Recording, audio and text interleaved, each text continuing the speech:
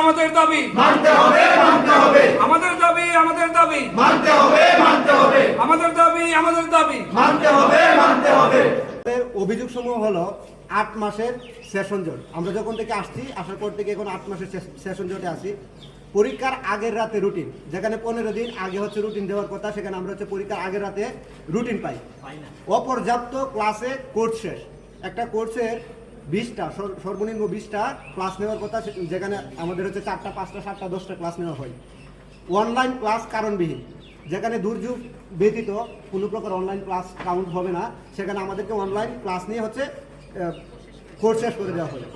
In কোর্সের result আমরা এমনও হয়েছে সেমিস্টারের পরে ইন কোর্সের রেজাল্ট পেয়েছি, এবং এই ইন কোর্সের রেজাল্টের জন্য আমরা এমনও হয়েছে যে রুটিন পাই নাই, আমাদেরকে আটকে রাখা হয়েছে।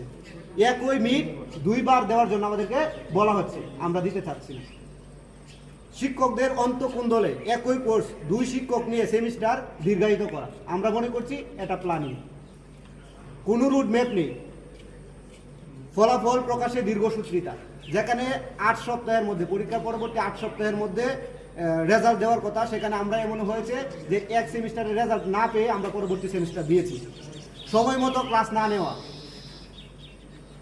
বারবার মিড সেমিস্টার ডেট দিয়েও পরীক্ষা পিছিয়ে হয়রানি করা। একই দিনে 3টি পর্যন্ত আমরা মিড অ্যাসাইনমেন্ট ক্লাস টেস্ট দিয়েছি।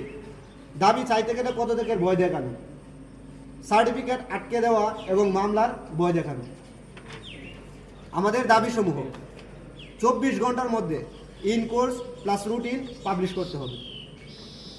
ইন কোর্সের রেজাল্ট 7 মাসের মধ্যে বাকি 2টি সেমিস্টার সম্পন্ন করতে হবে, যেটা আমাদের মূল দাবি। আমরা এখানে আসছি যে দাবি নিয়ে, এটার মধ্যে হচ্ছে সবচেয়ে মূল দাবি যেটা, এটা হচ্ছে 7 মাসের মধ্যে বাকি 2টি সেমিস্টার সম্পন্ন করতে হবে। 48 ঘন্টার মধ্যে বার্ষিক একাডেমিক ক্যালেন্ডার অনুযায়ী বাকি 2 সেমিস্টারের রুটম্যাপ দিতে হবে।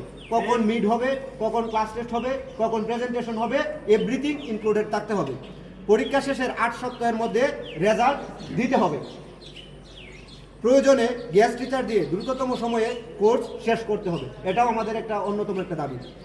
উক্ত আন্দোলনের প্রভাব যেন শিক্ষার্থীদের কোনো রেজাল্টের মধ্যে না পড়ে, এটার ব্যবস্থা করতে হবে এবং প্রশাসনিক দেখভাল করতে হবে।